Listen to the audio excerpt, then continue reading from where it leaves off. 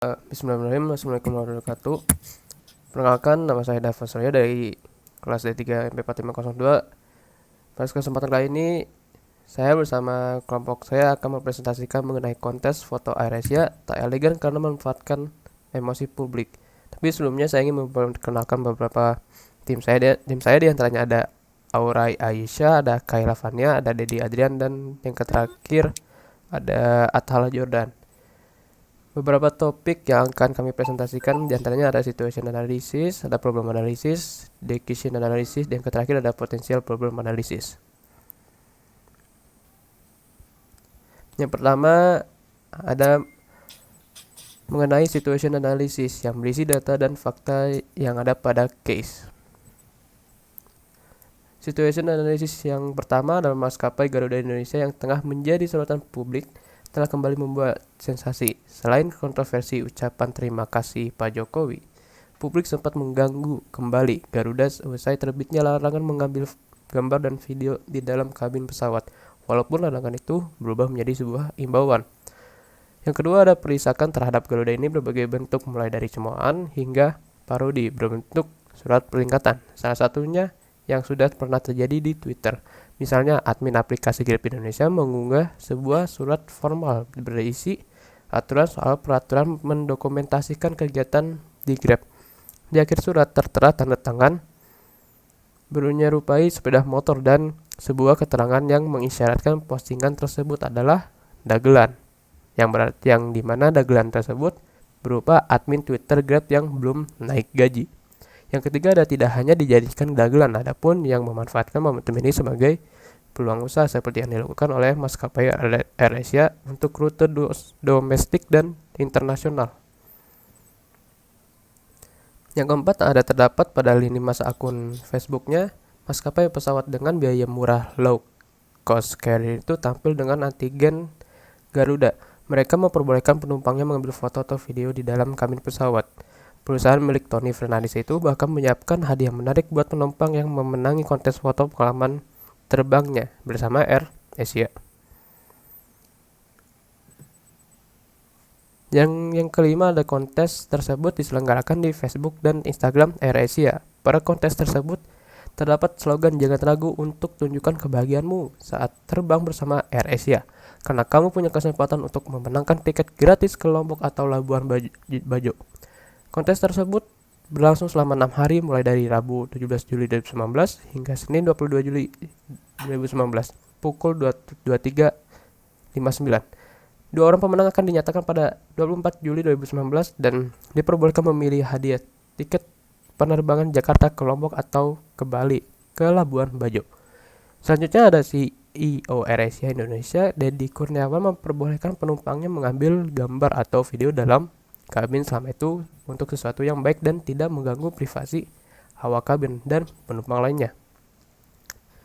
Selanjutnya ada seorang pakar komunikasi marketing dan praktisi humas, Emilia Basar, menyebut apa yang dilakukan AirAsia sebenarnya biasa terjadi dalam strategi pemasaran bisnis. Cara serupa pernah muncul dalam iklan provider telepon seluler yang menonjolkan kekuatan jaringan milik mereka daripada kompetitornya.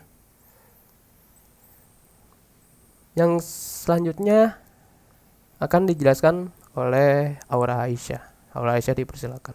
Baik, situation analysis selanjutnya yaitu Emilia Basar menilai cara AirAsia memanfaatkan kesalahan kompetitor untuk meraup ceruk bisnis jelas kurang etis. Hal ini dikarenakan aturan yang diberlakukan Garuda Indonesia masih dalam perdebatan sehingga membuat aturan itu dicabut pada hari ini juga. Selanjutnya, berbeda dengan iklan provider, Emil menilai bahwa cara yang dilakukan oleh AirAsia kurang elegan. Hal ini dikarenakan aturan mengenai pengambilan gambar tersebut sudah menjadi sebuah imbauan saja. Selanjutnya, Emilia Basar menyarankan strategi marketing dilakukan lebih mengarah untuk mendorong perubahan perilaku konsumen ke arah yang positif. Dalam hal ini, ia mencontohkan iklan McDonald's dan KFC, dua restoran cepat saji di Indonesia yang sama-sama mengkampanyekan penghentian sedotan plastik. Emilia Basar melihat cara yang dilakukan AirAsia dari sisi lain bahwa tak banyak pengaruh terhadap peningkatan penumpang. Hal ini dikarenakan dua maskapai tersebut mempunyai segmen konsumen yang berbeda. Selanjutnya, hal ini pun serupa disampaikan oleh pengamat bisnis dan pemasar, Yusowedi Siswo. Dia menyatakan bahwa efek blunder dari Garuda tidak akan berpengaruh terhadap penurunan jumlah penumpang karena tidak bersaing secara langsung baik dari sisi rute maupun jumlah penerbangan. Efek blunder ini hanya berpengaruh selama beberapa hari selang saja. Yusowedi mengkritik cara bersaing AirAsia yang memanfaatkan emosi publik. Menurut dia, cara paling elegan dalam persaingan bisnis adalah dengan cara menunjukkan kualitas masing-masing kompetitor, bukan dengan memanfaatkan rasa kesal publik. Terakhir, Yusowedi menyarankan Garuda untuk lebih berhati-hati dalam mengeluarkan kebijakan yang berkaitan langsung dengan konsumen, terlebih apabila hal tersebut menyangkut kritik untuk perbaikan layanan. Terima kasih kepada Aura Aisyah yang telah menjelaskan sebagian situation analysis. Yang kedua ada problem analysis berisi tentang penjabaran mengenai masalah yang terjadi pada case yang akan dijelaskan oleh Dedi Adrian. Dedi Adrian, dipersilakan. Baik, terima kasih. Jadi di sini saya akan menjelaskan tentang problem analisis, yaitu menjelaskan masalah yang terjadi. Maskapai Garuda di Indonesia menjadi sorotan publik akibat terbitnya larangan mengambil gambar dan video di dalam kabin pesawat, yang membuat publik merusak dalam berbagai bentuk dan membuat saingan Garuda, yaitu AirAsia, memanfaatkan perisakan ini dengan mengadakan kontes foto pengalaman terbangnya bersama AirAsia dan memberikan hadiah berupa tiket penerbangan Jakarta ke Lombok atau Bali ke Labuan Bajo bagi penumpang yang memenangi kontes tersebut. Menurut Emilia Bashar, pakar komunikasi marketing dan praktisi humas, cara AirAsia memanfaatkan kesalahan kompetitor untuk meraup ceruk bisnis jelas kurang etis dan menyarankan strategi marketing dilakukan lebih diarahkan untuk mendorong perubahan perilaku konsumen ke arah yang positif. Hal serupa juga disampaikan menurut Yusuf Hadi, seorang pengamat bisnis dan pemasaran. Cara AirAsia bersaing dengan memanfaatkan emosi publik, sebab cara paling elegan dalam persaingan adalah dengan menonjolkan kualitas masing-masing, bukan hanya memanfaatkan rasa kesal publik. Terima kasih kepada Dedi Adrian yang telah menjelaskan problem analisis. Yang ketiga ada indication analysis berisi alternatif solusi yang akan diberikan pada case yang akan dijelaskan oleh Kalavania. Kalavania, dipersilakan. Baik, yang pertama ada perusahaan seharusnya mencari alternatif lain dalam mempromosikan. Yang kedua, seharusnya dalam mempromosikan tidak memanfaatkan perasaan para konsumen. Dan yang ketiga, dalam memasarkan kita sebaiknya memberikan hal-hal yang baik dari sebuah perusahaan. Yang selanjutnya, dalam sebuah persaingan perusahaan harus secara sehat dan baik.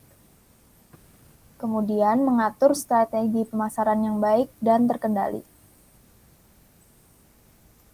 Terima kasih kepada Kalavania yang telah menjelaskan indication analysis. Yang terakhir ada potential problem analysis yang akan dijelaskan oleh Atala Jordan. Atala Jordan, dipersilakan. Baik, saya akan menjelaskan tentang dengan demikian yang harus kita ketahui bahwa alat komunikasi berjenis apapun seperti handphone, laptop, dan sejenisnya itu memiliki radioaktif yang dapat mengganggu komunikasi pusat saat penerbangan dilakukan. Dikarenakan itulah mengapa alasan keselamatan menjadi faktor terbesar larangan tersebut. Sebab pesawat akan terbang di ketinggian lebih dari 1.000 kaki dan ponsel yang menyala bisa memantulkan sinyal dari beberapa menara operator seluler yang dilewati pesawat sehingga mampu mengirimkan sinyal yang jauh lebih kuat. Berdasarkan pertimbangan itulah, maka seluruh penumpang diminta untuk mematikan ponsel, bukan sekedar mengaktifkan airplane mode saja.